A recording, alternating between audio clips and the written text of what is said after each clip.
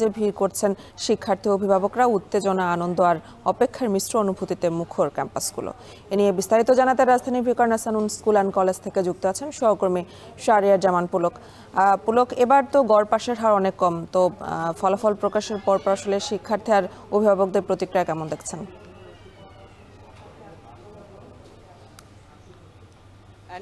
যেটা বলছিলেন যে এবার কিন্তু এইচএসসি পরীক্ষার যে ফলাফল সেটি কিন্তু কাঙ্ক্ষিত ফলাফল আসেনি, গড় পাশের হার বেশ কম এবং সেটির ধারাবাহিকতা কিন্তু আমরা দেখেছি যে ঢাকা বোর্ডে ৬৪.৬২% পাশের হার রয়েছে। আমি যদি একটু বর্তমানে ভিকারুননিসা, আমি যে কলেজে আছি সেই কলেজের একটু রেজাল্ট সম্পর্কে আপনাদেরকে জানাই দিতে চাই। ভিকারুননিসায় কিন্তু গড় পাশের হার ৫৭.৫৬% এবং এখানে যারা পরীক্ষার্থীরা ছিল, এখানে কিন্তু ২৫১৪ জন পরীক্ষার্থীদের মধ্যে ২৪৯৫ জন শিক্ষার্থী পরীক্ষায় অংশগ্রহণ করেছে এবং এখানে পাশের হার মূলত ২৪৯৫ থেকে কিন্তু পাশ করেছে ২৪34 জন শিক্ষার্থী এবং এর মধ্যে সর্বমোট জিপিএ 5 পেয়েছে ৯৮৬ জন শিক্ষার্থী। তো বলা চলে যে পাশের হার মোটামুটি ভালো হলেও এই প্রতিষ্ঠানে কিন্তু জিপিএ 5-এর দিক দিয়ে, মানে অর্থাৎ এই যে সবগুলো সাবজেক্টে A+ পাশাপাশি একটা গড় যে ভালো মার্কস আমরা যেটা একটা ট্রেডিশনালি বলে থাকি, সেটি কিন্তু মোটামুটি একটু কমই বলা চলে গত বছরের তুলনায়। এবং আমরা কিন্তু সকাল থেকে দেখেছি যে এখনো পর্যন্ত শিক্ষার্থীরা তেমন ভিড় করেনি। আমরা দেখেছি যে খুব কম সংখ্যক শিক্ষার্থী কিন্তু এখন এসেছে, কারণ এখন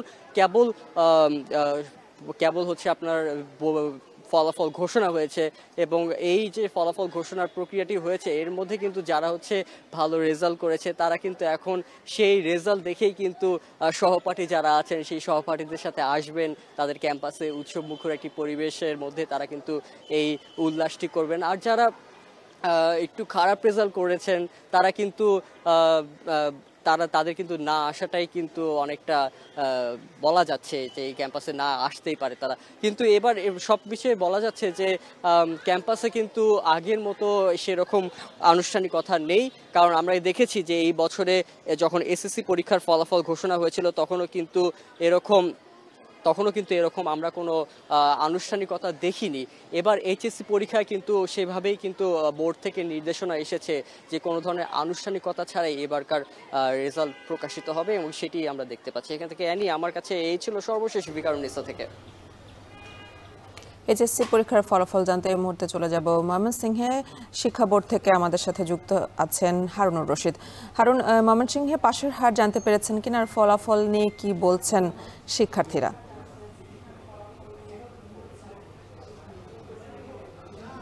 ময়মনসিংহ শিক্ষা বোর্ডের ফলাফল কিছুক্ষণ আগে প্রকাশ করা হয়েছে। আমরা দেখেছি যে এখানে ময়মনসিংহ শিক্ষা বোর্ডের যে মিলনায়তন রয়েছে সেই মিলনায়তনে শিক্ষা বোর্ডের চেয়ারম্যান কিছুক্ষণ আগে ফলাফল ঘোষণা করেছেন এবং আমরা যে ফলাফল পেয়েছি সেটি হচ্ছে ময়মনসিংহ শিক্ষা বোর্ডে 51.54% পাশের হার এবং এখানে আমরা যদি একটু বলি যে জিপিএ 5 পেয়েছেন প্রায়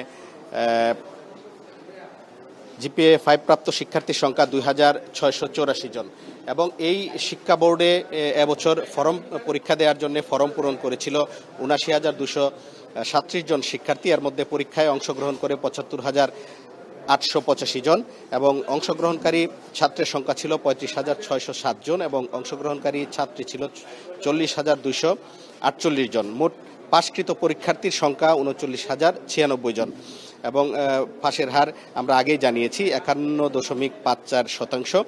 এর মধ্যে ছাত্রদের পাশের হার এবং সংখ্যা যদি আমি একটু জানাই, ছাত্রদের পাশের হার ৪৬.৮৩% এবং সংখ্যা ১৬,৬৭৬ জন এবং ছাত্রীর পাশের হার ৫৫.৭০% এবং সংখ্যা ২২,৪২০ জন। অর্থাৎ এখানে পাশের হারের দিক দিয়ে ছাত্রীদের সংখ্যা বেশি এবং জিপিএ 5 প্রাপ্ত মোট পরীক্ষার্থীর সংখ্যা ২,৬৮৪ জন। এখানে জিপিএ 5 প্রাপ্ত ছাত্রের সংখ্যা 1117 জন এবং জিপিও 5 প্রাপ্ত ছাত্রীর সংখ্যা 1567 জন। মোট কেন্দ্রের সংখ্যা ছিল 106টি এবং মোট শিক্ষা প্রতিষ্ঠানের সংখ্যা 306টি। এবং এখানে ব্রিফিংয়ে যেটি জানানো হয়েছে যে ময়মনসিংহ শিক্ষা বোর্ডের মোট 15টি শিক্ষা প্রতিষ্ঠান থেকে কোনো শিক্ষার্থী পাশ করতে পারেনি এবং অন্যান্য বছরের চেয়ে অর্থাৎ গত বছরের তুলনায় কিন্তু ফলাফল এই শিক্ষা বোর্ডের বেশ খারাপ হয়েছে। এই হিসাবে আমরা প্রশ্ন করেছিলাম ময়মনসিংহ শিক্ষা বোর্ডের যিনি চেয়ারম্যান রয়েছেন তার কাছে যে এই ফলাফল খারাপের আসলে কি কারণ। তিনি যে বিষয়টি বলেছেন যে এটি হচ্ছে যে শিক্ষা পড়াশোনার মান কিছুটা নিম্নগামী হওয়ার কারণে এগুলো হয়েছে এবং পিছিয়ে পড়া যে জনপদ রয়েছে বিশেষ করে চরাঞ্চল এবং যে দুর্গম এলাকা রয়েছে যে সেই এলাকার যে শিক্ষা প্রতিষ্ঠানগুলো রয়েছে সেই শিক্ষা প্রতিষ্ঠানগুলোতে শিক্ষার্থীরা পর্যাপ্ত পড়াশোনার সুযোগ না পাওয়ার কারণেই কিন্তু এই ফলাফলের বিপর্যয় হয়েছে বা অন্যান্য বারের চেয়ে ফলাফল খারাপ করেছে বলে তারা আমাদেরকে জানিয়েছেন।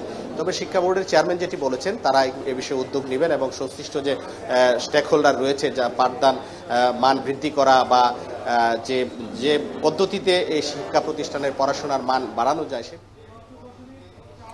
ময়মনসিংহের এইচএসসি ও সমান পরীক্ষার ফলাফল নিয়ে জানাচ্ছিলেন সহকর্মী হারুনুর রশিদ। আবারও রাকসু